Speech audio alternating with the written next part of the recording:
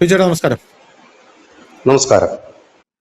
വിജയേട്ടാ, ഇന്നലെ CJPയുടെ ജന്തർ മന്ദറിലെ പ്രതിഷേധം ഉണ്ടായിരുന്നു. ഇതിൽ ഏറ്റവും രസകരമായിട്ടുള്ള ഒരു കാര്യം എന്ന് പറഞ്ഞു കഴിഞ്ഞാൽ, അവിടെ വന്ന ആർക്കും തന്നെ, അവിടെ മാധ്യമപ്രവർത്തകർ ഒരുപാട് പേരുണ്ടായിരുന്നു, അവിടെ വന്ന ആർക്കും തന്നെ ഇന്ത്യൻ ഭരണഘടനയെക്കുറിച്ചോ ഈ പ്രതിഷേധം എന്തിനാണെന്നതിനെ കുറിച്ചോ യാതൊരുവിധ ധാരണയും ഇല്ല എന്നുള്ളതാണ്. അതായത് ഈ പാറ്റ പാർട്ടിയുടെ ഈ ധ്രുവറാത്തിയൊക്കെ ആഹ്വാനം ചെയ്തതുപോലെ നിങ്ങൾ ഒരു കയ്യിൽ ഭരണഘടന കൊണ്ടുവരണം, ഒരു കയ്യിൽ പൂവ് കൊണ്ടുവരണം, വെള്ള തുണി കൊണ്ടുവരണം എന്നൊക്കെ പറഞ്ഞു. ഈ ഭരണഘടന കൊണ്ടുവന്ന ഈ ആൾക്കാരോട് ഇതെന്താണ് സാധനം എന്ന് ചോദിച്ചിട്ട് പോലും അവിടെയുള്ള ജെൻസി തലമുറയ്ക്ക് ഇത് അറിയില്ല എന്നുള്ളതാണ് നമുക്ക് മനസ്സിലാവുന്നത്. ഒരുപാട് ക്ലിപ്പുകൾ ഈ മാധ്യമ പ്രവർത്തകർ തന്നെ ഈ ട്വിറ്ററിലും ഫേസ്ബുക്കിലും ഇൻസ്റ്റാഗ്രാമിലും അടക്കം പങ്കുവച്ചിട്ടുണ്ട്. അപ്പൊ ഇതാണോ ഇവരുടെ രാജ്യത്തിനോടുള്ള പ്രതിബദ്ധത എന്നാണ് ചോദിക്കുന്നത്. ഒരാളോട് ചോദിക്കുകയാണ്, നിങ്ങൾ ഇത് ഏതുവരെ പഠിച്ചു? ഞാൻ BA പഠിച്ചു. എന്താണ് BA? അയാൾക്ക് BAയുടെ ഫുൾ ഫോം അറിയില്ല. ഇതാണ് ഇവർക്കാണ് അൺഎംപ്ലോയ്മെന്റ് എന്ന് പറഞ്ഞ പറ്റി തെരുവിൽ ഇറക്കിയിരിക്കുന്നത് കേട്ടോ. BAയുടെ ഫുൾ ഫോം അറിയില്ല. വേറൊരാള് ഒരു 9 മണിയായപ്പം അയാൾ ഒരു ബൈറ്റ് വെച്ചു മാധ്യമങ്ങളിൽ ചെന്ന്. അയാളോട് ചോദിച്ചു, നിങ്ങൾ ഇതിന്റെ CJPയുടെ സപ്പോർട്ടറാണോ എന്ന് ചോദിച്ചു. അപ്പൊ പറഞ്ഞു, ഞാൻ CJPയുടെ സപ്പോർട്ടർ ഒന്നുമല്ല, ഞാൻ വെറുതെ ഇത് കാണാനായിട്ട് വന്നതാണ്, എനിക്ക് ഇതുമായിട്ട് യാതൊരുവിധ ബന്ധവുമില്ലെന്ന് പറയുന്നു. ഇതേ ആള് തന്നെ മറ്റൊരു മാധ്യമത്തിന് കൊടുത്തിരിക്കുന്ന ഒരു ബൈറ്റിൽ ഇയാൾ പറയുന്നുണ്ട്, ഞാൻ CJPയുടെ വലിയ സപ്പോർട്ടറാണ്, ഞാൻ തന്നെ നെയ്തു കൊണ്ടുവന്ന പാറ്റകളുടെ കുറെ ഉടുപ്പുകൾ ഞാൻ ഇവിടെ വിറ്റഴിച്ചു കഴിഞ്ഞു, ഒരു ഉടുപ്പിന് 250 രൂപയാണ്, ഇപ്പൊ തന്നെ 24 ഉടുപ്പ് ചെലവായി കഴിഞ്ഞു, 250. അതൊരു എംപ്ലോയ്മെന്റ്, അതായത് അതൊരു രസകരമായിട്ടുള്ള ഒരു സംഭവമാക്കി മാറ്റി. ഇതിനിടയിൽ അഭിജിത് ദീപ്കെ എന്ന് പറയുന്ന പാർട്ടിയുടെ തലവൻ അവൻ കുഴഞ്ഞു വീണു. അവന് ചൂട് സഹിക്കാൻ പറ്റില്ല എന്ന് പറഞ്ഞുകൊണ്ട് അവൻ കുഴഞ്ഞു വീണു. ഇവനാണ് പാർട്ടിയുടെ തലവൻ. ഇവൻ AC മുറിക്കകത്തുനിന്ന് പുറത്തിറങ്ങി കഴിഞ്ഞാൽ ദേഹം വേദനിക്കുന്ന ഒരുത്തനാണ്. കുഞ്ഞിനൊരു കുപ്പ എടുക്കില്ല, ഇവൻ ഒരു പുസ്തകം വായിക്കില്ല, അധ്വാനിക്കാനുള്ള മനസ്സില്ല. ഇവൻ ആകപ്പാടെ ചെയ്യാൻ അറിയാവുന്നത് ഈ സോഷ്യൽ മീഡിയ വഴി കുറച്ച് കുത്തിത്തിരിപ്പും പിന്നെ രാജ്യവിരുദ്ധ പ്രവർത്തനവും മാത്രമാണ് ഇവന് ചെയ്യാൻ അറിയാവുന്നത്. ഇവൻ അവിടെ തളർന്നു വീണപ്പോൾ ഇവൻ പാർട്ടിയുടെ ബാക്കിയുള്ള അവിടെയുള്ള ഈ വെയിലത്ത് നിൽക്കുന്ന ദില്ലിയിലെ ചൂടറിയാലോ, ഇപ്പൊ ഭയങ്കര ചൂടാണ്. പ്രധാനമന്ത്രി നരേന്ദ്രമോദി വരെ പറഞ്ഞിരിക്കുകയാണ്, അവരോട് ആഹ്വാനം ചെയ്യുകയാണ്, ഞാൻ AC കാറിൽ പോയിരിക്കുകയാണ്, നിങ്ങൾ പ്രതിഷേധം തുടർന്നോളൂ എന്ന് പറഞ്ഞ് ഇവൻ കാരവാനില്ല, പകരം AC കാറിനകത്ത് പോയി ഇവൻ ഗർഭസ്ഥ ശിശുവിനെ പോലെ ചുരുണ്ടുകൂടിയിരിക്കുകയാണ് അതിനകത്ത്. ഈ ദൃശ്യങ്ങളൊക്കെ ഇപ്പൊ സമൂഹ മാധ്യമങ്ങളിൽ വൈറലായി ഓടിക്കൊണ്ടിരിക്കുകയാണ്. പക്ഷെ നമ്മുടെ ഇന്നത്തെ പോയിന്റ് അതല്ല. നമ്മുടെ ഇന്നത്തെ പോയിന്റ്, ഇന്ത്യയിൽ നടന്ന ഈ പ്രതിഷേധം, ഈ ജെൻസി പ്രതിഷേധം ഒരു കലാപമായി ആളിപ്പടർന്നില്ല എന്നുള്ളത്. ചിലപ്പോൾ ഇതൊരു ടെസ്റ്റ് ഡോസ് ആയിരിക്കാം, എനിക്കറിയില്ല, അത് താങ്കൾ പറയേണ്ടതാണ്. ഇത് അവര് ആദ്യം വന്നു ജന്തർ മന്ദറിൽ, അവർ ഉദ്ദേശിച്ച ഒരു ഇത് കിട്ടിയില്ല, പ്രതിഷേധം സമാധാനപരമായിട്ടാണെന്ന് പറയുന്നു. പക്ഷെ ഇതിനകത്ത് വന്ന ആൾക്കാർ, നമുക്കറിയാം ജെൻസി കലാപം ഒക്കെ ഉണ്ടാകുമ്പോൾ അത് പ്രതിഷേധം ഉണ്ടാകുമ്പോൾ വെടിവെപ്പുകൾ ഉണ്ടാകാറുണ്ട്. റബ്ബർ ബുള്ളറ്റുകൾ ഉപയോഗിച്ചാൽ പോലും സ്നൈപ്പറുകൾ ഉപയോഗിച്ച് ഈ വിദ്യാർത്ഥികളെ കൊലപ്പെടുത്താറുണ്ട്. അത് വെച്ചിട്ടാണ് പിന്നെ കലാപം മുന്നിലേക്ക് പോകുന്നത്. ഇന്നലെ കനത്ത സുരക്ഷയായിരുന്നു ഡൽഹിയിൽ മുഴുവൻ ഉണ്ടായിരുന്നത്. ഇതിനെപ്പറ്റി നമ്മൾ ഡീറ്റെയിൽ ആയിട്ട് ഒരു വിവരം എടുത്തതാണ്, കാരണം അമേരിക്കൻ സ്നൈപ്പേഴ്സ് ആണ് അവിടെ ഇറങ്ങുന്നത് എന്നുള്ളതിനെ കുറിച്ച്. കഴിഞ്ഞ ദിവസം ഹന്ന എലീസ് പീറ്റർ എന്ന് പറയുന്ന ഒരു മാധ്യമ പ്രവർത്തക അവിടെ കാണപ്പെട്ടു. ആരാണ് ഈ ഹന്ന എലീസ് പീറ്റർ എന്നുള്ള അന്വേഷണം നടത്തിയപ്പോൾ ആഗോളതലത്തിൽ മൊത്തത്തിൽ, അതായത് ഇന്റർനാഷണലി ഇവൾ ഒരു കൊടികുത്തിയ ഇന്ത്യ വിരുദ്ധ മാധ്യമ പ്രവർത്തകയാണ്. ഇന്ത്യക്കെതിരെ എവിടെ എന്ത് പറയാൻ കിട്ടുന്നു അത് പറയുന്ന ഒരു മാധ്യമ പ്രവർത്തകയാണ് ഇവരെന്ന് പറയുന്നത്. ഇവര് ഗാർഡിയൻ എന്ന് പറയുന്ന അന്താരാഷ്ട്ര മാധ്യമത്തിലാണ് പ്രവർത്തിക്കുന്നത്. അപ്പോ ഇവരുടെ നറേഷൻ എന്നൊക്കെ പറഞ്ഞാൽ ഭയങ്കര രസകരമാണ്. 2021 കുംഭമേള, ഈ കുംഭമേളയാണ് ലോകമെമ്പാടും കോവിഡ് പടരാനായിട്ടുള്ള വളരെ വലിയ കാരണമെന്ന നറേഷൻ ഇവര് ഇറക്കിയ ഒരു മാധ്യമ പ്രവർത്തകയാണ്. പോരാത്തതിന് CAA NRC വിഷയം, ആ ഒരു വിരുദ്ധ സമരത്തിന്റെ അടിസ്ഥാനത്തിൽ ഡൽഹി കലാപത്തെ ഇഗ്നൈറ്റ് ചെയ്തത് ഇവരാണെന്ന് പറയപ്പെടുന്നു. പക്ഷേ ബംഗ്ലാദേശ്, ശ്രീലങ്ക, നേപ്പാൾ ഈ 3 സ്ഥലത്തും ജെൻസി കലാപം നടന്നിട്ടുണ്ട്. ഇവരുടെ ഒരു ഇതൊന്നുമല്ല ഇവരെ കുറിച്ച് ഞാൻ പറയാൻ വന്നത്. ഈ 3 സ്ഥലത്തും നടന്ന ഈ 3 ജെൻസി കലാപത്തിലും ഇവര് സജീവമായിട്ടുള്ള സാന്നിധ്യമായിരുന്നു. ആ ഹന്ന എലീസ് പീറ്റർ ഇന്നലെ ഡൽഹിയിൽ എത്തിയതും എന്തുദ്ദേശത്തിലാണ് എന്നുള്ളൊരു ചോദ്യമാണ് അവിടെ ഉയർന്നു വരുന്നത്. പക്ഷെ അവർ വന്നപ്പോൾ സത്യം പറഞ്ഞാൽ അവർ നമ്മുടെ സർക്കാരിനെ അണ്ടർ എസ്റ്റിമേറ്റ് ചെയ്തു. ഒരു ശ്രീലങ്ക, ഒരു ബംഗ്ലാദേശ് അല്ലെങ്കിൽ ഒരു നേപ്പാൾ ഇത് പ്രതീക്ഷിച്ച് വന്ന അവർ കാണാൻ സാധിച്ചത് വളരെ സിസ്റ്റമാറ്റിക് ആയിട്ട് നടക്കുന്ന ഒരു പീസ്ഫുൾ പ്രൊട്ടസ്റ്റ് ആണ്. അതിന്റെ ഏറ്റവും വലിയ ഇതെന്ന് പറയുന്നത് ഡൽഹി പോലീസ് എടുത്ത ഒരു നീക്കമാണ്. ഡൽഹി പോലീസ് ഇപ്പൊ ജന്തർ മന്ദറിൽ ഇവർക്ക് പ്രതിഷേധിക്കാൻ അനുമതി കൊടുത്തില്ലായിരുന്നുവെങ്കിൽ ചിലപ്പോൾ ഇവർ എന്തെങ്കിലുമൊക്കെ കാട്ടിക്കൂട്ടുമല്ല. അവർക്ക് അനുമതി കൊടുത്തു. എല്ലാം അപ്രതീക്ഷിതമായിട്ടുള്ള നടപടിയായിരുന്നു. അത് ഇവരെ വലിയ രീതിയിൽ ഇവരെ ഞെട്ടിച്ചു എന്നെഴുതിയ കാര്യത്തിൽ തർക്കമില്ല. എന്തായാലും ഈ കാര്യങ്ങൾ, അതായത് ഈ പ്രൊട്ടസ്റ്റിന്റെ ഈ കാര്യത്തിൽ ഇവർക്ക് തെറ്റിപ്പോയി എന്നുള്ളതാണ് പല ആൾക്കാരും ഇപ്പോൾ സോഷ്യൽ മീഡിയയിലൊക്കെ അഭിപ്രായപ്പെട്ട് കാണുന്നത്. ഈ വാർത്ത നമ്മുടെ സാറ്റലൈറ്റ് മാധ്യമങ്ങളിലൊന്നും വരാനായിട്ട് സാധ്യതയില്ല. അന്ന ആലീസ് പീറ്ററിനെ കുറിച്ച് സാറ്റലൈറ്റ് മാധ്യമങ്ങൾ പറയില്ല. അപ്പൊ ഇങ്ങനെയുള്ളൊരു സാഹചര്യത്തിൽ ഡീപ് സ്റ്റേറ്റിന്റെ ഒരു പ്രോഡക്റ്റ് ആണ് ഹന്ന ആലീസ് പീറ്റർ എന്ന കാര്യത്തിൽ തർക്കമില്ല. എനിക്ക് ചോദിക്കാനുള്ളത്, ഇവരെ പോലുള്ള മാധ്യമ പ്രവർത്തകർ നമ്മുടെ രാജ്യത്ത് വന്നിറങ്ങുമ്പോൾ എന്തുകൊണ്ടാണ് ഇന്ത്യൻ പ്രധാനമന്ത്രിയായിട്ടുള്ള നരേന്ദ്രമോദി നേതൃത്വം കൊടുക്കുന്ന BJP സർക്കാരും ഇതിനെക്കുറിച്ച് കാര്യമായ രീതിയിൽ ഒരു അന്വേഷണം നടത്താത്തത്? ഇവരെ ഇങ്ങോട്ടേക്ക് കടത്തിവിടുന്നത് എന്തിന്റെ അടിസ്ഥാനത്തിലാണ് ഇന്ത്യയിലേക്ക്? നമ്മൾ ഇത്രയൊക്കെ സഹായം ചെയ്ത് ഇവരെ പോലുള്ളവരെ ഇവിടെ കടത്തി വിട്ടിട്ട് കഴിഞ്ഞ ദിവസം നോർവേ വെച്ചൊരു മാധ്യമപ്രവർത്തകർ പറഞ്ഞു മാധ്യമ സ്വാതന്ത്ര്യം ഒട്ടുമില്ലാത്ത ഒരു രാജ്യമാണ് ഇന്ത്യ എന്നാ പറയുന്നത്. മാധ്യമ സ്വാതന്ത്ര്യത്തിൽ നമ്മുടെ റാങ്ക് 158ആണ്. അത് ഏറ്റവും മോശം മാധ്യമ പ്രവർത്തനം, ഒട്ടും സ്വാതന്ത്ര്യമില്ലാത്ത രാജ്യം എന്നുള്ളതാണ്. നമ്മളെക്കാൾ മുകളിലാണ് സിറിയയും അഫ്ഗാനിസ്ഥാനും ഒക്കെ ഉള്ളത് എന്നുള്ളതാണ് അതിലും വലിയ വിചിത്രമായിട്ടുള്ള കാര്യം. കാരണം ഇതൊരു മാധ്യമ സ്വാതന്ത്ര്യത്തിന്റെ വിഷയമാണ്. അപ്പോൾ അതിനകത്ത് ഇവിടെ ഇത് മാത്രമല്ല, ഇതിനു മുമ്പ് കൊടുത്തിട്ടുണ്ട്. നമുക്ക് ഇതിനോട് ചേർത്ത് വായിക്കപ്പെടേണ്ട ഒരു കാര്യം, ഇതിനു മുമ്പ് അമേരിക്കക്കാരെയും ഉക്രൈൻകാരെയും അടക്കം വടക്കിഴക്കൻ സംസ്ഥാനങ്ങളിൽ നിന്ന് പിടികൂടിയിരുന്നു. അമേരിക്കയുടെ 2 പേരെ ശ്രീനഗർ എയർപോർട്ടിൽ നിന്ന് പിടികൂടിയിരുന്നു. അപ്പം ഒരു വലിയ ബെൽറ്റ് ഇവിടെ അവർ തന്നെ പ്രത്യക്ഷത്തിൽ ഇറങ്ങിക്കൊണ്ട് ഇതിനു വേണ്ടിയിട്ട് വെള്ളവും വളവും നൽകുക എന്നുള്ളതാണ്. ഇന്നത്തെ സമരത്തിന്റെ ചില പ്രധാന പോയിന്റുകൾ നമുക്ക് നോക്കാം. പോലീസിന്റെ അടുത്ത് ഇവർ അപേക്ഷിച്ചിട്ടില്ല, ഇപ്പോഴും അപേക്ഷിച്ചിട്ടില്ല, ഇന്നലെ അപേക്ഷിച്ചില്ല. പകരം പോലീസ് പെർമിഷൻ കൊടുക്കുകയായിരുന്നു. പോലീസ് പെർമിഷൻ കൊടുത്തിട്ട് അവർക്ക് കൊടുത്തിരിക്കുന്ന നിർദ്ദേശം എന്ന് പറഞ്ഞിരുന്നത് ഈ പാർലമെന്റ് സ്ട്രീറ്റ് പോലീസ് സ്റ്റേഷന്റെ ആ ഭാഗം അടക്കം, സാധാരണ അവിടെയൊക്കെ വലിയ ബാരിക്കേഡുകൾ കൊണ്ട് വെക്കും എന്തെങ്കിലുമൊക്കെ വിഷയം പ്രകടനമൊക്കെ വരികയാണെങ്കിൽ. ഈ അഭയ കേസിലും പൗരത്വ ഭേദഗതി സമരത്തിലൊക്കെ നമ്മളതൊക്കെ കണ്ടതാണ്. എന്ത് കേസ് വന്നാലും വലിയ എന്തെങ്കിലും ഒരു പ്രതിഷേധ പ്രൊട്ടസ്റ്റിന് വരികയാണെന്നുണ്ടെങ്കിൽ അവിടെ മുഴുവൻ വഴിനീളം മുഴുവൻ ബാരിക്കേഡ് വെച്ച് വലിയ സംഭവമാണ്. പക്ഷെ ഇതെല്ലാം തുറന്നു കൊടുത്തു, ഓപ്പൺ ചെയ്തു കൊടുത്തു. ഇവര് അപേക്ഷിക്കാഞ്ഞിട്ടും ഇവർക്ക് പെർമിഷൻ കൊടുത്തു. 5 മണി വരെ ഇരുന്നോളാൻ പറഞ്ഞ് പെർമിഷൻ കൊടുത്തു.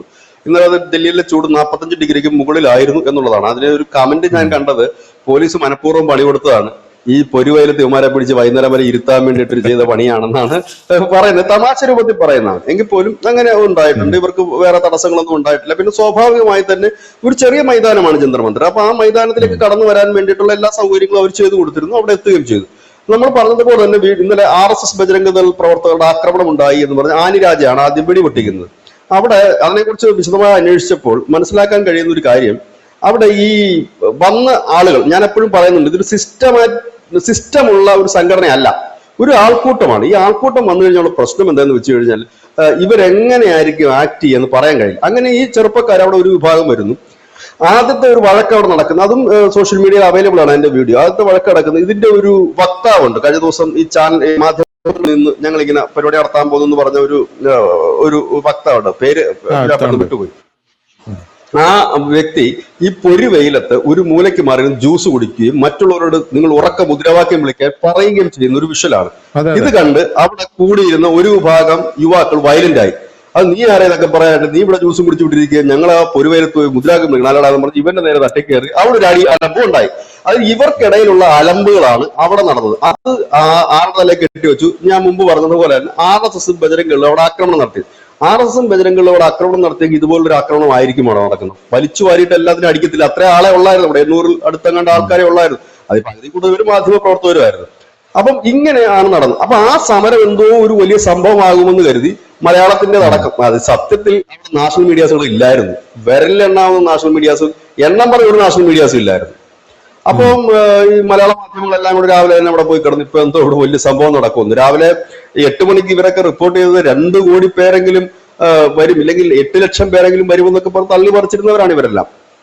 പിന്നെ അവിടെ വന്നതാണ് ഈ ഹെല്ലയെ പോലെയുള്ള ഇന്ത്യ വിരുദ്ധ, ഹിന്ദു വിരുദ്ധ മാധ്യമ പ്രവർത്തകയാണ്. കാരണം ഇവരവിടെ വന്നിരിക്കുന്നത് ഇതിന് എരിവും പുളിയും പകരുക മാത്രമല്ല, ഇതിന്റെ വിഷ്വൽസ് അടക്കം എടുത്തുകൊണ്ട് ഇന്റർനാഷണൽ തലത്തിൽ നമ്മുടെ രാജ്യത്തെ അപകീർത്തിപ്പെടുത്തുക, ഇന്റലിജൻസി കലാപം നടക്കുന്നുണ്ടെന്ന് വരുത്തി തീർക്കാനായിട്ട് ഇവിടെ തമ്പടിച്ചെത്തി. പക്ഷേ ചീറ്റിപ്പോയി. ഇവിടെ നമുക്ക് നോക്കുമ്പോൾ നമുക്ക് മനസ്സിലാക്കാൻ കഴിയുന്നത് ഈ സമീപകാലത്ത് ഡീപ് സ്റ്റേറ്റ് നടത്തി എല്ലാം ചീറ്റുന്ന ഒരു കാര്യമാണ്. ഒന്ന്, ആദ്യം ധർമ്മസ്ഥലയിലാണ് ഇവർ തുടങ്ങുന്നത്, കർണാടകത്തില്. അത് 8 നില പൊട്ടി, ഇപ്പൊ വാർത്തയുമില്ല, ഒരു കുന്തവുമില്ല ധർമ്മസ്ഥലയെ കുറിച്ച്. പിന്നെ ഇവര് രാഹുൽ ഗാന്ധി കൊണ്ടുവന്ന് ഹരിയാനയെ വെച്ചിട്ടൊരു ബോംബ് പൊട്ടിച്ചായിരുന്നു. ഏതാണ്? വോട്ട് ചോരി, ആൾക്കാരുടെ വോട്ട് കൃത്രിമമായി ചേർക്കും. അതും 8 നില പൊട്ടി, ഹരിയാന BJP പിടിച്ചു. അതിനുശേഷം ഇവര് കൊണ്ടുവന്നാണ് ലഡാക്കിലെ വാങ്ചുക്കിയുടെ നേതൃത്വത്തിലുള്ള ജൻസി കലാപം.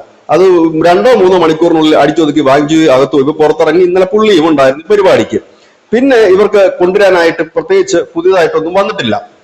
അങ്ങനെ ഇരിക്കുമ്പോഴാണ് ഇത് കൊണ്ടുവന്ന് അപ്പൊ ഇവരെല്ലാം തന്നെ നേരിട്ട് കളത്തിലിറങ്ങാൻ തുടങ്ങി. അതായത് മുമ്പ് രഹസ്യമായി പ്രവർത്തിച്ചിരുന്നവരെല്ലാം ഡീപ് സ്റ്റേറ്റുകളെല്ലാം പുറത്ത് ഇറങ്ങാൻ തുടങ്ങി. മാധ്യമ പ്രവർത്തകർ എരിവും പുളിയും തുടങ്ങി. നമ്മുടെ മലയാള മാധ്യമങ്ങളൊക്കെ ഒരു 11-12 മണിയൊക്കെ പതുക്കെ പൊടിയും തട്ടി വിട്ടു. പിന്നെ ഈ 5 മണിക്ക് വന്നാൽ മതിയല്ലോ സമാപനം എടുക്കാനായിട്ട്. കാരണം ഇതാണ് അവസ്ഥ. ഇപ്പൊ ഒരു വയലത്ത് ചുമ്മാ എന്ന് വെയിൽ കൊള്ളാതല്ലാതെ പ്രത്യേകിച്ച് കാര്യങ്ങളൊന്നും തന്നെ ഇല്ല. പക്ഷെ ഇവിടെ ഒരു വലിയ ഓപ്പറേഷൻ നടന്നു. ഓപ്പറേഷൻ നടത്തിയ ടീമുകൾ, ഈ ഓപ്പറേഷൻ നേതൃത്വം കൊടുത്തിയ ടീമുകളെല്ലാം തന്നെ ഗ്രൗണ്ടിൽ ഉണ്ടായിരുന്നു. ഇതാണ് ഇപ്പോൾ കേന്ദ്ര അന്വേഷണ ഏജൻസികൾ അന്വേഷണം നടത്തിക്കൊണ്ടിരിക്കുന്നത്.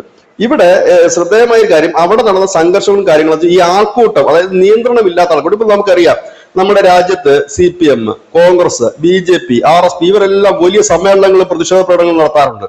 ഒരു ഇല ചലിക്കാറില്ല. എന്താണ്? അതൊരു സിസ്റ്റം ഉണ്ട്. അതിനൊരു പ്രസിഡന്റ്, സെക്രട്ടറി, കമ്മിറ്റിക്കാര്, ബൂത്ത് പ്രസിഡന്റുമാര്, അങ്ങനെയുള്ള ഒരു നീണ്ട നിരയുണ്ട് അവർക്ക്. അവർക്കറിയാം എവിടെയെങ്കിലും ഒരു ചെറിയ വിഷയം ഉണ്ടായി കഴിഞ്ഞാൽ ആദ്യം അവിടെ നിന്ന് ചോദിക്കുന്നത്, ജില്ലാ പ്രസിഡന്റ് ചോദിക്കുന്നത് അവൻ ഏതാണെന്ന് ചോദിച്ചു കഴിഞ്ഞാൽ അവൻ ഏത് ബൂത്തിൽ നിന്ന് വന്നു, ഇല്ല ഏത് ബ്രാഞ്ചിൽ നിന്ന് വന്നു എന്നുള്ളത് ആ നിൽക്കുന്നവർക്ക് അറിയാം. അതുകൊണ്ട് അവിടെ പ്രശ്നങ്ങളൊന്നും സിസ്റ്റമാറ്റിക് ആയിട്ട് എന്താണോ നേതാവ് പറയുന്നത് അതനുസരിച്ചിട്ടായിരിക്കും. ഈ ഒരു ഉദാഹരണം ഞാൻ പറയാം. ഒരു സെക്രട്ടേറിയറ്റ് പഠിക്കൽ ഒരു രാപകൽ സമരം ഉണ്ടായിരുന്നു. ധനുഷ് ഓർമ്മ കാണും അത്.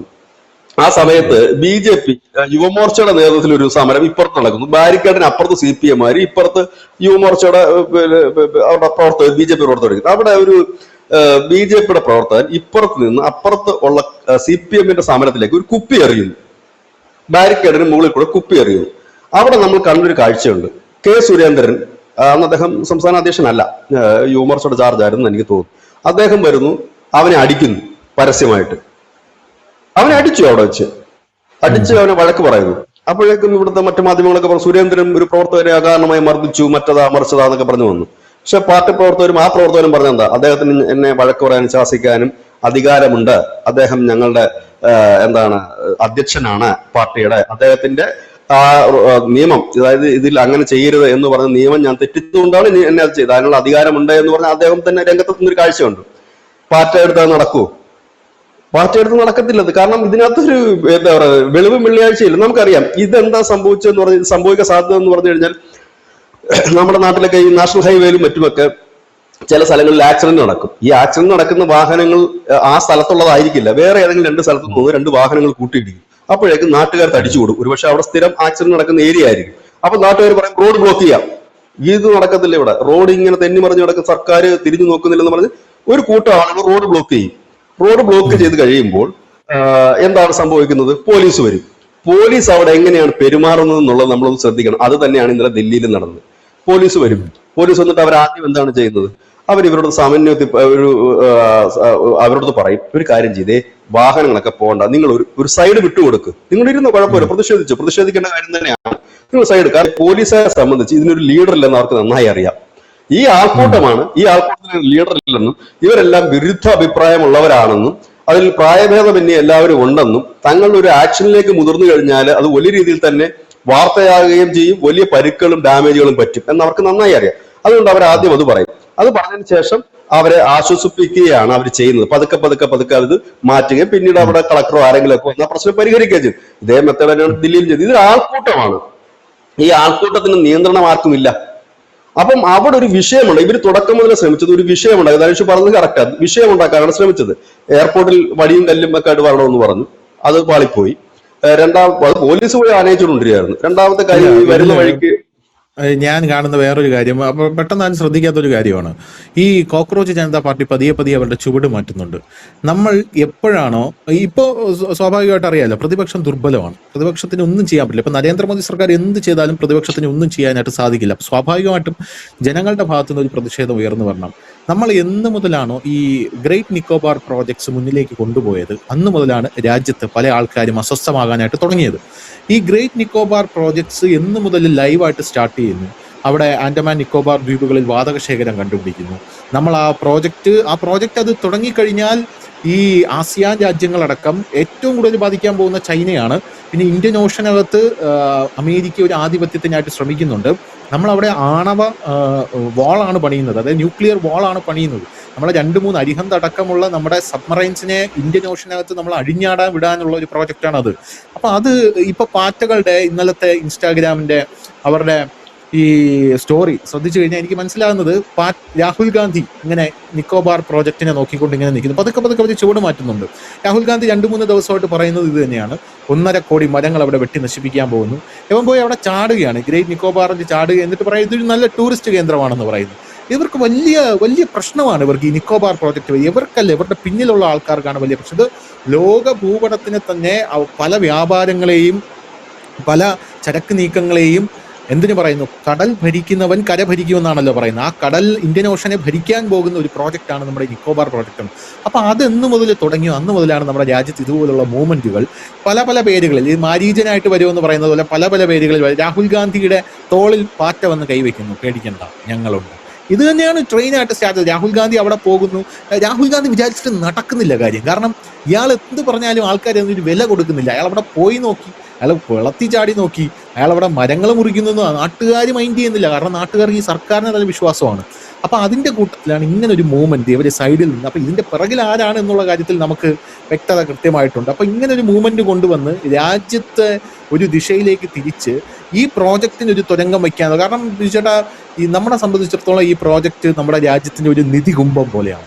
ഇത് അവര് നമ്മുടെ UPA സർക്കാർ തളച്ചിട്ട് ചെന്നൊരു പ്രോജക്റ്റാണ്. കാരണം UPA സർക്കാർ ഇത് വരാൻ അനുവദിക്കില്ല. ഇത് വന്നു കഴിഞ്ഞാൽ നമ്മുടെ രാജ്യം വളരെ ഭീകരമായിട്ട് വികസിക്കും, ഒരു അനുവദിക്കില്ല അങ്ങനെ. അപ്പൊ എൻ്റെ ഒരു വ്യൂ പോയിന്റ് പോകുന്നത്, എന്ന് മുതലാണോ നമ്മുടെ നിക്കോബാർ പ്രോജക്ട്സ് ഓൺ ആയത് അന്ന് മുതലാണ് ഇവന്മാർ ഈ ഒരു പല പല കാര്യം. അപ്പൊ ഇത് മാത്രമല്ല, ഇനി വേറെ പല കാര്യങ്ങളിൽ വരും. ചിലപ്പോൾ വലിയൊരു കലാപം തന്നെ നമ്മുടെ രാജ്യത്തുണ്ടായാലും നമുക്കത് അത്ഭുതപ്പെടാനില്ല എന്നാണ് എനിക്ക് തോന്നുന്നത്. വളരെ കറക്റ്റ് ഒബ്സർവേഷനാണ്, വളരെ കറക്റ്റ് ഒബ്സർവേഷൻ. അത് തന്നെയാണ് അതിന്റെ റീസൺ. ഇവിടെ ശ്രദ്ധിക്കേണ്ട ഒരു കാര്യം എന്ന് വെച്ചാൽ, ഈ ആൻഡമാൻ നിക്കോബാർ ദ്വീപില് നമ്മളുടെ സുരക്ഷയും നമ്മുടെ ഒരു കവാടവും മാത്രമല്ല ഒരുക്കുന്നത്. എണ്ണശേഖരം കണ്ടെത്തി. കഴിഞ്ഞ ദിവസം വലിയൊരു പ്രകൃതി വാതക ശേഖരം കണ്ടെത്തിയിട്ടുണ്ട്. അതൊന്നും വലിയ ഡീപ്പായിട്ട് പരിവേഷണം നടത്താതെ തന്നെ നമുക്ക് എടുക്കാൻ പറ്റുന്ന രീതിയിൽ കണ്ടെത്തിയിട്ടുണ്ട്. ഇതെല്ലാം ഒരു വിഷയം തന്നെയാണ്. പക്ഷെ ഇവിടെ പ്രത്യക്ഷത്തിൽ ഇതിന് പണി കിട്ടിയത് കോൺഗ്രസിനാണ്. ഇന്നലെ കോക്രോച്ച് പാർട്ടിയുടെ സമരത്തിന് അത് ഇന്ന് അറിയാനുണ്ട്. ഇന്ന് കോൺഗ്രസ് സമരം പ്രഖ്യാപിച്ചിരിക്കുക. ഇന്ന് 4-ാം തീയതി ജൂലൈ മാസത്തിൽ രാജ്യവ്യാപകമായി കേന്ദ്ര സർക്കാരിനെതിരെ പ്രക്ഷോഭം കോൺഗ്രസ് പ്രഖ്യാപിച്ചിരിക്കുക. നാളെ ഇതുവരെ, അതായത് നരേന്ദ്രമോദി 2014 കയറുന്നത്. അതിനുശേഷം ഇന്ന് വരെ കോൺഗ്രസ് ഒരു പ്രത്യക്ഷ സമരത്തിലേക്ക് പോയിട്ടില്ല. പോകുന്നു എന്തുകൊണ്ടാണെന്ന് വെച്ച് കഴിഞ്ഞാൽ, കോക്രോച്ച് പാർട്ടിയെ അവര് ചെയ്യുന്നത് നല്ലതാണെങ്കിൽ പോലും അത് അപകടം മണത്തു തുടങ്ങി പ്രതിപക്ഷം. അവരുടെ കാൽച്ചൂട്ടിലെ മണ്ണാണ് ഈ പോയിക്കൊണ്ടിരിക്കുന്നത്. അവർ ശക്തി പ്രാപിച്ചു കഴിഞ്ഞാൽ ഇവർക്ക് ശക്തി ഇല്ലാതെ വരുമെന്ന് കോൺഗ്രസ് തിരിച്ചറിവ് വന്നു. കോൺഗ്രസ് പ്രക്ഷോഭത്തിന് ആഹ്വാനം ചെയ്തിട്ടുണ്ട്. BJP ഇന്നലെ ഒരു ട്വീറ്റ് ചെയ്തിട്ടുണ്ട്. അവരുടെ അമിത് മാളവ്യ, അവരുടെ ദേശീയ അധ്യക്ഷൻ അടക്കം ഒരു ട്വീറ്റ് ചെയ്തിരിക്കുന്നത്. അവർ പറയുന്നത്, ഈ രാജ്യവിരുദ്ധ പ്രവർത്തനത്തിലേക്ക് നീങ്ങരുത്, ഈ യുവാക്കൾ വഴിതെറ്റാൻ സാധ്യത പോകരുതെന്ന്. അപ്പൊ എല്ലാ പാർട്ടികളും അലർട്ടായിട്ട് അവരുടെ യുവാക്കൾക്ക് നിർദ്ദേശം കൊടുത്തു തുടങ്ങിയിട്ടുണ്ട്. ഈ ആവശ്യമില്ലാത്ത പണിക്ക് പോകരുത് ഇതിന്. അപ്പൊ എല്ലാവരും ആക്റ്റീവായി തുടങ്ങിയിട്ടുണ്ട്. പക്ഷെ ഇതിന്റെ ആത്യന്തികമായ ഇത് ഏതെന്ന് പറഞ്ഞു കഴിഞ്ഞാൽ, ഈ ആൻഡമാൻ നിക്കോബാർ ദ്വീപിൽ ഈ വാതക എണ്ണ ഖനനം വലിയ ശേഖരമാണ് കണ്ടെത്തിയിരിക്കുന്നത്. ഇത് കണ്ടെത്തിയത് മുതൽ, ഒപ്പം തന്നെ അവിടെ നമ്മൾ ഇന്ത്യയുടെ പ്രൊജക്ട് തുടങ്ങാൻ പോയത് മുതൽ ഇതെല്ലാമാണ് വിഷയം തുടങ്ങിയിരിക്കുന്നത്. ഇത് പണ്ടൊക്കെ എന്ന് പറഞ്ഞാൽ ഇത് ഈ പണി ഏറ്റെടുത്ത് ചെയ്തുകൊണ്ടിരുന്നത് ഈ NGO-കളായിരുന്നു. അത് മനുഷ്യാവകാശ സംഘടന, പരിസ്ഥിതി സംഘടന, പിന്നെ മലിനീകരണ വിരുദ്ധ സംഘടന, ഇങ്ങനെയുള്ള സംഘടനകളായിരുന്നു. ഇന്ന് ആ സംഘടനകളൊന്നും ഇല്ല ഇന്ത്യയിൽ. അതെല്ലാം പൂട്ടിക്കെട്ടിപ്പോയി. ഇനിയിപ്പോ FCR-ഓട് വന്നു കഴിഞ്ഞാൽ ആ സാധനവും ഇല്ല. ഇത് വിഴിഞ്ഞത്ത് സമരം നടന്നിട്ടില്ല, അത് വരാതിരിക്കാൻ വേണ്ടിയിട്ട് കൂടംകുളത്ത് സമരം നടന്നിട്ടില്ല. ഇതൊക്കെയായിരുന്നു മുമ്പ്. ഈ പറയുന്ന നമ്മുടെ ഈ അതിരപ്പള്ളി പിന്നെ വെള്ളച്ചാട്ടത്തിൽ ആ ഭാഗത്ത് ചെറുകിട ജലവൈദ്യുത പദ്ധതി എത്ര നാളത്തെ ശാസ്ത്ര സാഹിത്യ പരിഷത്തിൽ എത്രയോ നാൾ അത് തടഞ്ഞ് വെച്ചുകൊണ്ടിരുന്നത്. ഈ കമ്മ്യൂണിസ്റ്റ് സർക്കാർ കയറി MM മണി മന്ത്രി ആയിരുന്നപ്പോൾ അദ്ദേഹം പറഞ്ഞില്ലേ, നല്ല പ്രൊജക്റ്റാണ്, നടത്തണം. കാരണം നമുക്ക് നമ്മുടെ രാജ്യത്ത്, നമ്മുടെ സംസ്ഥാനത്ത് വൈദ്യുതി ഉത്പാദനം വളരെ കുറവാണ്, നമുക്ക് അനുയോജ്യമായ വൈദ്യുതി ഉത്പാദനമാണ്, അത് നമുക്ക് ചെയ്യണമെന്ന് പറഞ്ഞു. അവസാനം പുള്ളി സഖാക്കളുടെ ഇത് തണുപ്പിക്കാൻ വേണ്ടി ചൈനയുടെ ഒരു പ്രൊജക്ട് ഇവിടെ കൊണ്ടുവരാന്ന് പറഞ്ഞു. ഇതൊന്നും സമ്മതിച്ചിട്ടില്ല. പക്ഷെ ഇങ്ങനെയൊക്കെയുള്ള കുറെ കാര്യങ്ങൾ ഇവിടെ നടക്കുന്നുണ്ട്. അപ്പൊ ഈ രാജ്യത്ത് നടക്കുന്ന ഈ ആൻഡമാൻ നിക്കോബാറിലെ നീക്കത്തിന് അനുസൃതമായിട്ടാണ് ഇവിടെ ഈ കാര്യങ്ങൾ പതുക്കെ പതുക്കെ മൂവ് ചെയ്യുന്നത്. ഇതിവരുടെ ധാരണ ഇത് പഴയതുപോലെ ആർക്കും മനസ്സിലാകില്ല എന്നുള്ളതാണ്. ദുബ്രാത്തി പറയുന്നതല്ല ഈ രാജ്യം കേൾക്കുന്നത്. നമ്മളെ കണക്കുള്ള ചെറുകിട വളരെ ചെറിയ ചാനലുകൾ പോലും സത്യങ്ങൾ വിളിച്ചു പറഞ്ഞ് ജനങ്ങളെ ബോധവാന്മാരാക്കുന്ന ഒരു കാലഘട്ടത്തിലാണ് പോകുന്നത്. ഇപ്പൊ നമുക്ക് നമ്മുടേതായ ഒരു ചെറിയ രീതി മാത്രമേ ഉള്ളൂ. ലക്ഷക്കണക്കിന് ഇത് കണക്കുള്ള ഓൺലൈൻ മീഡിയാസ് ഉണ്ട്. അവർ കറക്റ്റ് കാര്യം പോകും. അത് ആൻഡമാൻ നിക്കോബാറിനെ ലക്ഷ്യം വെച്ച് തന്നെയാണ് ഇപ്പോൾ ഇത് വന്നിരിക്കുന്നത്. ഈ പ്രൊജക്ട് നടക്കരുത്. അത് നടക്കാതിരിക്കണമെങ്കിൽ ഈ രാജ്യം അസ്ഥിരപ്പെടണം. ഇപ്പോഴത്തെ ഒരു നല്ല കാലാവസ്ഥയാണ് ഈ രാജ്യത്ത്. എന്താ കാര്യം എന്നറിയാമോ?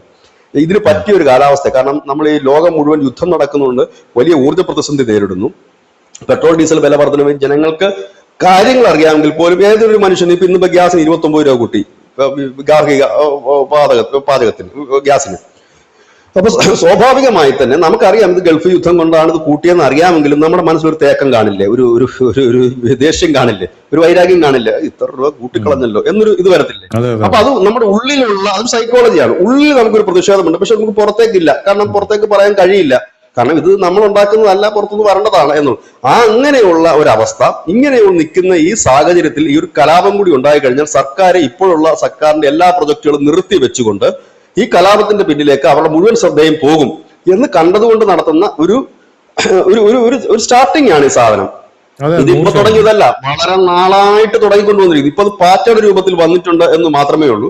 പക്ഷെ ഇതിനകത്ത് ഇന്നലെ സമരത്തിൽ പങ്കെടുത്ത ഫ്രട്ടേണിറ്റി മൂവ്മെന്റ്, നമ്മുടെ ഇവരുടെ ജമാഅത്ത് ഇസ്ലാമിയുടെ, SDPIയുടെ യൂണിറ്റ്, അവരുടെ ക്യാമ്പസ് ഫ്രണ്ട്, പിന്നെ CPIയുടെ AISF, SFI, ഇവരൊക്കെയാണ് ആ സമരത്തിൽ ഉണ്ടായിരുന്നത്. ഈ 800 പേരിൽ എന്നെ അതിശയപ്പെടുത്തിയാവുന്നില്ല, JNUവിൽ നിന്ന് കൈയടിച്ച് വിളിച്ചു കഴിഞ്ഞാൽ എയ്സ എന്ന് പറയുന്ന ഒരു മുന്നണിയുണ്ട്, അവരും ഉണ്ടായിരുന്നില്ല. അവരുടെ ഒരു 100-500 പിള്ളേർ മിനിമം വരേണ്ടതാണ്. ആ പിള്ളേർ പോലും ഇന്നലെ അവിടെ ഇല്ലായിരുന്നു. ആ കുട്ടികളും ഇല്ലായിരുന്നല്ല, ആരും ഇല്ലായിരുന്നുള്ളതാണ്. അതെന്താന്ന് വെച്ച് കഴിഞ്ഞാൽ അവർക്കും ഈ കുട്ടികൾക്കും അവരുമൊക്കെ ഈ വാർത്തയും കാര്യങ്ങളും കണ്ടുകൊണ്ടിരിക്കുന്നത്, അവർക്കും ഏകദേശം കാര്യങ്ങൾ മനസ്സിലാകും ഇതിൽ പോയി കഴിഞ്ഞാൽ പൊക്കാൻ എളുപ്പമാണ് എന്നുള്ളത്. ഏതായാലും ഇത് നമ്മുടെ ഈ നരേന്ദ്രമോദി താഴെ ഇറക്കുക എന്നുള്ളതല്ല, ഈ രാജ്യത്ത് ഒരു അരക്ഷിതാവസ്ഥ ഉണ്ടാക്കുക, ഇത്തരം വമ്പൻ പ്രൊജക്ടുകളിൽ നിന്നും രാജ്യത്തെ മാറ്റി നിർത്തുക എന്നുള്ളതാണ്. കാരണം അതിന് ഡിലേ വരും തോറും നമ്മുടെ രാജ്യത്തിന് മുൻപോട്ടുള്ള കുതിപ്പിന് വളരെ ഡിലേ വരും. ഇത് 1 വർഷം ഡിലേ ആയാൽ നമ്മൾ 10 വർഷം പിന്നിലേക്ക് പോകും, 2 വർഷം ഡിലേ ആയാൽ 20 വർഷം പിന്നിലേക്ക് പോവുക. കാരണം ഇവർക്കൊക്കെ ഫണ്ട് കിട്ടും, വലിയ രീതിയിലുള്ള ഫണ്ടാണ് ഇവർക്ക് വരുന്നത്. ഇവർക്ക് നഷ്ടമൊന്നുമില്ല. നാളെ ഇവിടെ എന്തെങ്കിലും വിഷയം ഉണ്ടായി കഴിഞ്ഞാൽ ഇവിടുന്ന് കൂടും കെടുക്ക എടുത്തോണ്ട് അമേരിക്കയിലോ നെതർലൻഡിലോ നോർവേയിലോ എവിടെങ്കിലും പോയി സ്വസ്ഥമായി സുഖമായി ജീവിക്കാം. ധ്രുവറാത്തി എവിടെ നിന്നാണ് ഈ ആഹ്വാനം മുഴുവൻ നൽകുന്നത്? ജർമ്മനിയിൽ ഇരുന്നുകൊണ്ടാണ്. അവന് യാതൊരുവിധ പ്രശ്നങ്ങളും നിലവിലില്ല. ജർമ്മനിയിൽ ഇരുന്നുണ്ട്. അവന്റെ ആഹ്വാനം ഏറ്റെടുത്ത് ഈ തെരുവിൽ കിടന്ന്, പണ്ട് ഏറ്റവും ലളിതമായ ഉദാഹരണം എനിക്ക് പറയാനുള്ളത് EDA തടഞ്ഞ സഖാക്കളുടെ അവസ്ഥയാണ്. ഇന്നലെ തെളിവെടുക്കാൻ കൊണ്ടിരുന്നുണ്ട്. എനിക്ക് തോന്നുന്നത് ഈ സമീപകാലത്ത് ഞാൻ CPMന്റെ ഇതുപോലെയുള്ള നേതാക്കന്മാരെ ഇങ്ങനെ ഒരു സംഘർഷവുമായി ബന്ധപ്പെട്ട് തെളിവെടുക്കാൻ കൊണ്ടിരുന്ന ഒരു കാഴ്ച ഞാൻ കണ്ടിട്ടില്ല. ഇത് കണക്ക് പല കൊലക്കേസൊക്കെ ആണെങ്കിൽ അത് വേറെ കേസാണല്ലോ. ഇത് കൊലക്കേസിന് സമാനമായി വധശ്രമത്തിനടക്കം കേസെടുത്തുകൊണ്ട് ഇന്നലെ സംഭവം നടന്ന സ്ഥലങ്ങളിൽ ഇവരെ കൊണ്ടുവന്നു, ഈ പറയുന്ന സഖാക്കളെ. അതിനകത്തൊക്കെ അവരുടെ ഏരിയ DYFI സെക്രട്ടറി ആരൊക്കെ ഉണ്ടതില്, അവരെയൊക്കെ അവിടെ കൊണ്ടിരുന്ന ഒരു സാഹചര്യം വന്നു. അത് തിരിച്ചറിയുന്നുണ്ട് യുവാക്കൾ എന്നുള്ളത് കൊണ്ട് തന്നെയാണ് അവിടെ വലിയ ആൾക്കാർ എത്താതെ പോയത്. ഞാനിപ്പോ മനസ്സിലാക്കുന്നത് EDയുടെ കേസ് സന്ദേശകാലിക്ക് സമാനമായ കേസിലുള്ള നീക്കമാണ് ഇപ്പൊ ED നടത്തുന്നത്. ഈ പിടികൂടിയവരെ സന്ദേശകാലിയിൽ എങ്ങനെയായിരുന്നു, ഡൽഹിയിലേക്ക് കൊണ്ടുപോകുകയായിരുന്നു ചെയ്തത്, പിന്നെ അവിടെ പാർപ്പിക്കുകയായിരുന്നു ചെയ്തത്.